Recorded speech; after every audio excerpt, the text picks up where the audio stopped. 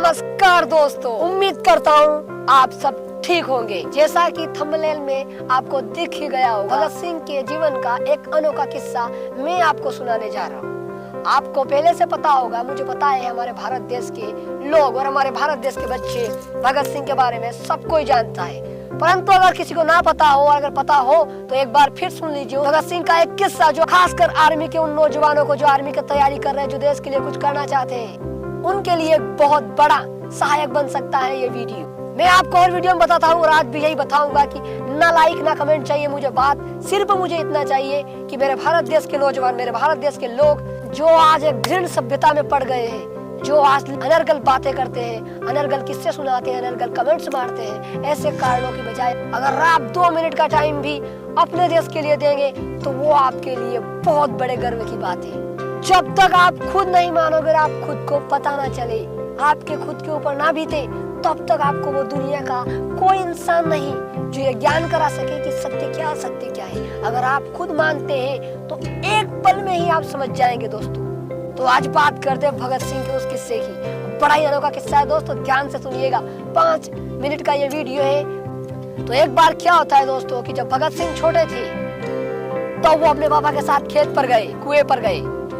वहां जाकर उन्होंने देखा उनके पिताजी गड्ढा खोद रहे हैं और मिट्टी में एक गुठली बो रहे हैं। तो भगत सिंह ने ये देखा और पूछा। प्रश्न पूछने की आदत भगत सिंह की बहुत गजब की थी। हर चीज को देखते थे और प्रश्न पूछते थे कि ऐसा क्यों है और ऐसा क्यों कर रहे हैं आप। ये आदत हमारे ऊपर भी लागू होती है। तो उनके पापा ने बताया कि बेटा ये आम की गुठली है, अगर मैं इसे इस गड्ढे के अंदर, मिट्टी के अंदर बोता हूँ तो ये बड़ा होकर पेड़ बनेगा और उसके अंदर से फिर आम निकलेंगे, बहुत सारे आम।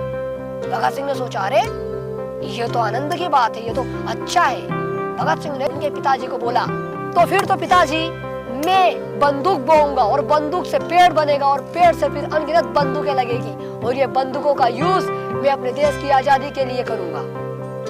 वाह दोस्तों, ये बात सुनकर उनके पिताजी को समझ आया कि मैं बहुत सौभाग्यशाली हूँ जो मुझे ऐसा बेटा प्राप्त हुआ है। अगर आजकल के युवा और नौजवानों और छोटे बच्चों से बात करें तो उनको गेम, मस्ती, मजाक के सिवाय कुछ नहीं पता। देशभक्ति क्या होती है उनके दिमाग में कुछ नहीं।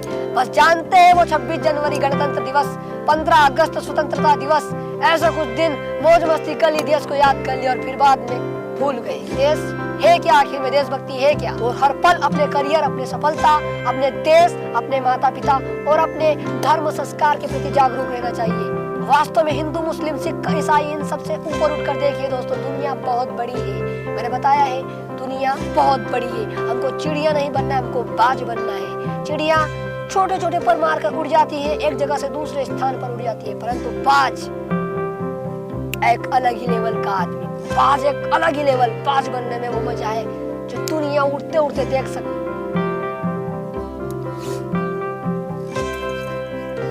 तो हाँ दोस्तों, बात फिर तो दोस्तों क्षमा चाहूंगा, मैं अपने टॉपिक से भटक जाता हूँ, क्योंकि बात जब देश की आती है तो कुछ समझ में नहीं आता है। बात जब अपने करियर की आती है तो मेरा मन, मस्तिष्क सब भावविभोर, कुछ समझ में नहीं आता है।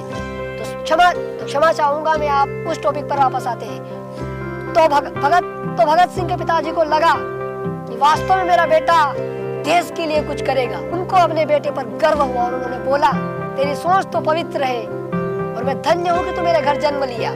एक बात याद रखिए, कोई धनी व्यक्ति दान देता है तो वो गरीब कभी जिंदगी में नहीं बन सकता। इसी प्रकार अगर आप अपने 24 घंटे के टाइम में से कुछ टाइम भी अपने देश के बारे में सोचने में, अपने करियर के बारे में सोचने में लगा देंगे, और सोचने में क्या, उनको सार्थक करने में लगाएंगे, तो वो आपको बहुत ऊंचाई तक ले जाएंगे, आपको आसमान की ऊंचाई तक ले जाएंगे। और अगर आप इन व्यर्थ के कामों और इन अनर्गल बातों में अपना टाइम बर्बाद करेंगे तो ये आपको ऊंचाई तो छोड़िए, नीचे धरती पर रोने पर मजबूर कर देंगे। क्योंकि याद रखिए, आपको समझाने के लिए ऊपर से देवराज इंद्र नहीं आएंगे कि बेटा तू ये देख, ये सत्य और ये असत्य है, इसका डिसीजन आपको ही लेना है और आपको समझना है कि क्या गलत है और क्या सही है, मेरे लिए क्या गलत है और क्या सही है। बस यही उम्मीद करता हूँ, क्योंकि आज बात वो आ गई है जब हमारा देश कभी सोने की चिड़िया कहा जाता था, इन गोरों के माध्यम से, इन मुगलों के माध्यम से हमारा देश कहां से कहां आ गया है। तो हमारा कर्तव्य बनता है कि हम फिर से हमारे देश को सोने की चिड़िया बनाए, और इसके लिए सिर्फ एक इंसान से नहीं होगा, पूरे देश को सामने आना पड़ेगा। हिंदू मुस्लिम सिख ईसाई सब भूल कर अगर हम जिस देश के निवासी उस देश के लिए कुछ कर सके तो हमारे लिए सौभाग्य की बात है। उम्मीद करता हूँ आपको अगर एक बात भी समझ में आई तो उसे अपने जीवन में उतारिए। और मैंने पहले भी बताया है, खुद की इंसल्ट नहीं कर रहा हूँ, मैंने बताया है आपको कि ज्ञान अगर गधे से भी लिया जाए तो ले लीजिए, क्योंकि वो आपके काम ही आएगा। और याद रखिए